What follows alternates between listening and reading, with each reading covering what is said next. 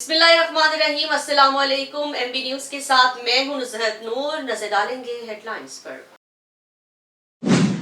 लाहौर के इलाके निश्चित कॉलोनी में बैरून मुल्क से आने वाले खानदान को डाकुओं ने लूट लिया। पुलिस के मुताबिक 3 डाकू फैमिली से 33 लाख रुपए से जायद रकम और जेवरात लूट कर फरार हो गए। पुलिस ने बताया है वाक़े का मुकदमा मुतासरा शहरी नदीम शेख की दरख्वास्त पर दर्ज कर लिया गया है। ताहम मुल्जिमान अब तक गिरफ्तार नहीं हो सके।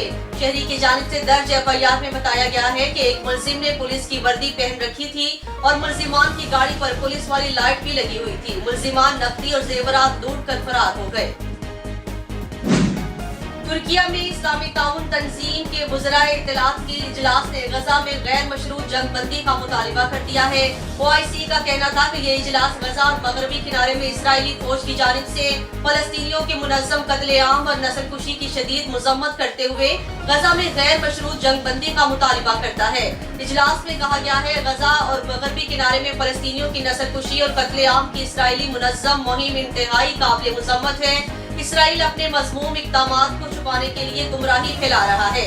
OIC का कहना है मशरकी बैतुल मक़दस के साथ फलस्तीनी रियासत का क़याम और फलस्तीनियों के हकूक़ को तस्लीम करना ही खित्ते में अमन का वाहिद रास्ता है। और IC इजलास ने सच की आवाज़ों को दबाने के लिए फलस्तीनी सहाफ़ियों को निशाना बनाने की भी मुज़म्मत की।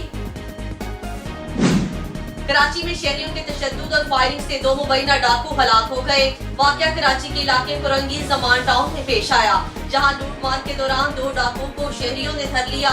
शहरियों की तशद्दुद और फायरिंग से 2 डाकू शदीद जख्मी हो गए, जिन्हें तशवीशनाक हालत में अस्पताल मुंतकिल किया गया, जहां दोनों दम तोड़ गए।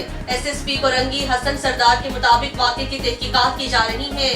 फायरिंग किसने की और किससे लूटमार हो रही तफसीलात हासिल कर रहे हैं। हेडलाइंस आपने जानी। मज़ीद न्यूज़ और अपडेट्स के लिए देखते रहिए MB न्यूज़, क्योंकि MB न्यूज़ है मिलियंस ब्रॉडकास्टिंग न्यूज़।